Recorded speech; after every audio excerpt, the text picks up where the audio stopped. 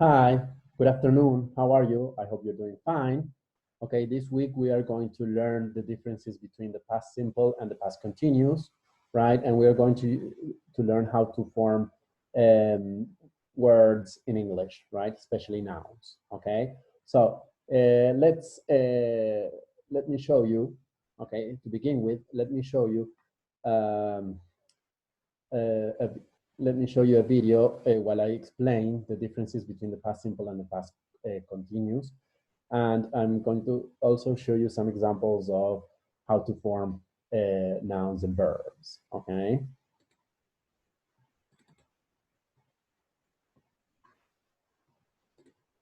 Okay, so in this class, we're going to learn the differences between the past simple and the past continuous.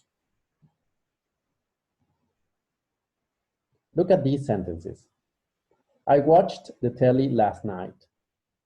I was watching the telly last night. The first sentence is an example of the past simple, whereas the second sentence is an example of the past continuous. Now, how do we form the past simple and how do we form the past continuous? And when do we use the past simple and when do we use the past continuous?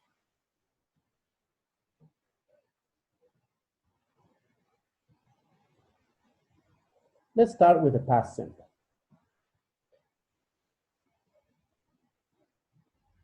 We have regular verbs in the past simple, those verbs that end in ed, right? Or that have the regular ed ending.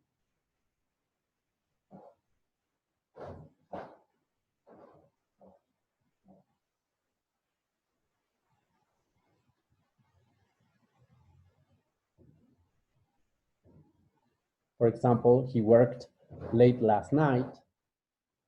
And we have the irregular verbs, right? The irregular verbs are those who do not form a special ending. For example, I bought a new t-shirt yesterday. They have no special ending. That's why they are irregular. Whereas the past continuous is used for all verbs in the same way.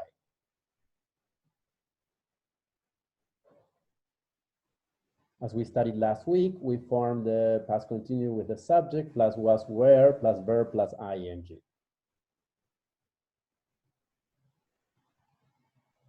For example, he was working last night. Or I was buying a t-shirt when I saw her yesterday.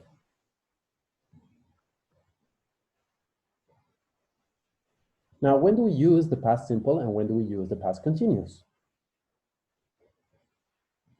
We use the past simple for activities finished in the past, or we use the past simple to refer to activities that finished in the past, usually including a time frame. That means that that the time is specific, it is indicated. For example, he worked late last night, or I bought a new t-shirt yesterday.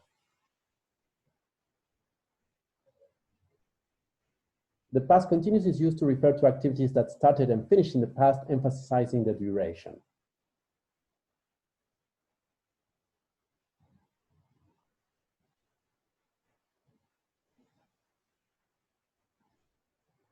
For example, he was working all night.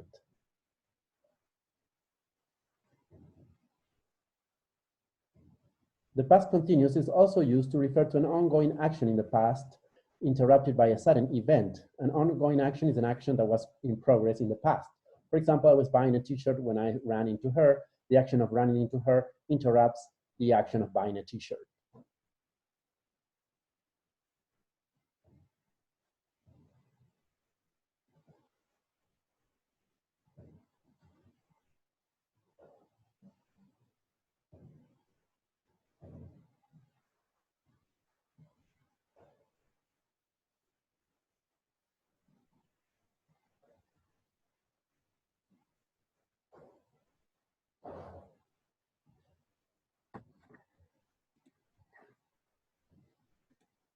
And finally, I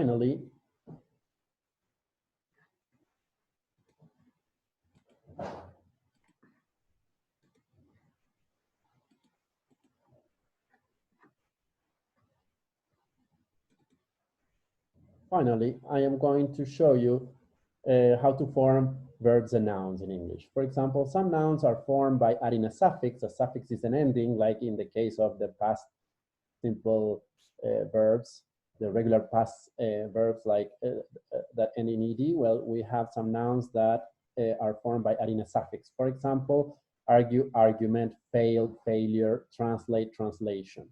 Some nouns and verbs are identical. For example, thunder can be used as a verb, but it can also be used as a noun. Fail can be used as a verb. Sorry, fall can be used as a verb, and it can also be used as a noun. Okay, and finally, in dictionaries, related nouns and verbs sometimes appear under the same entry. For example, if you have the verb experiment, you may find under the same entry the noun experimentation. Okay, that's all for this week. I hope you enjoyed the class and it was very useful for you. We keep in touch. If you have any questions or doubts, please contact me via WhatsApp or in Google Classroom. Okay, bye-bye. See you. Bye.